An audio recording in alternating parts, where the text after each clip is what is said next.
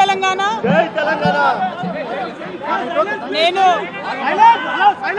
నా కొడుకు Aditya graduation ceremony పూర్తి చేసుకొని అమెరికా నుండి వచ్చే లోపల మరి ఏదో లేఖ లీక్ అయిందని చెప్పి గత 2-3 రోజులుగా చాలా హంగామా నడుస్తున్నట్టుగా తెలుస్తూ ఉన్నది. మరి ఈ సందర్భంగా నేను చెప్పదలుచుకున్నది ఒకటే, 2 వారాల క్రితం నేను గౌరవనీయులు పెద్దలు కేసీఆర్ గారికి ఒక లేఖ రాయడం జరిగింది. నేను ఈ విధంగా కేసీఆర్ గారికి ఇదివరకు కూడా నా ఒపీనియన్స్ ఎప్పుడున్నా కూడా లేఖ ద్వారా చెప్పడం జరిగింది. అయితే ఈసారి నేను మొన్ననే చెప్పున్నాను, కుట్రలు కుతంత్రాలు జరుగుతూ ఉన్నాయని. నేను చెప్పిన కొద్ది రోజుల్లోనే మరి నేను అంతర్గతంగా కేసీఆర్ గారికి రాసినటువంటి ఉత్తరం బహిర్గతం కావడం అన్నది, ఇది మరి ఏం జరుగుతుందో అన్నది పార్టీలో ఉన్నటువంటి మనందరం, తెలంగాణ ప్రజలందరూ కూడా ఆలోచించుకోవాల్సినటువంటి విషయం. నేను వేరే ఏం విషయాలు చెప్పలేదు. నేను కేవలం పార్టీలో ఉండేటటువంటి అన్ని స్థాయిలో ఉన్నటువంటి నాయకులందరూ అనుకుంటున్నటువంటి విషయాలు. దాదాపు సగం తెలంగాణ నేను ఈ సందర్భంగా ఈ మధ్యలో టూర్ చేసినటువంటి సందర్భంలో తెలంగాణ ప్రజలు అనుకుంటున్నటువంటి విషయాలను మాత్రమే నేను పెద్ద ఎత్తున చెప్పడం జరిగింది తప్పితే నా పర్సనల్ ఎజెండా ఏమీ లేదు. నాకు వ్యక్తిగతంగా ఎవరి మీద ద్వేషం లేదు, ఎవరి మీద ప్రేమ లేదు. కానీ నేను రాసినటువంటి లేఖ చాలా అంతర్గతంగా పార్టీలో మా నాయకుడికి రాసినటువంటిది. అటువంటిది బహిర్గతమైందంటే మరి దాని వెనుక ఉన్నది ఎవరన్నటువంటిది ఆలోచించుకోవాల్సినటువంటి సందర్భం.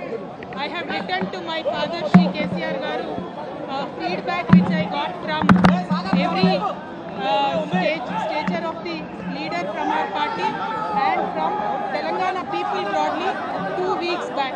I've always written to my father at various stages. Whenever I needed to give him any feedback, I've always written to him. But this time it got out. I believe it is the handiwork of some of the cowards in the party, and the party should decide how to deal with them. I have not written anything negative against KCR garu or the party. To strengthen the party and to work for the people of Telangana. Feedback mechanism is necessary, and that is what I have done. Thank you. Jai Telangana.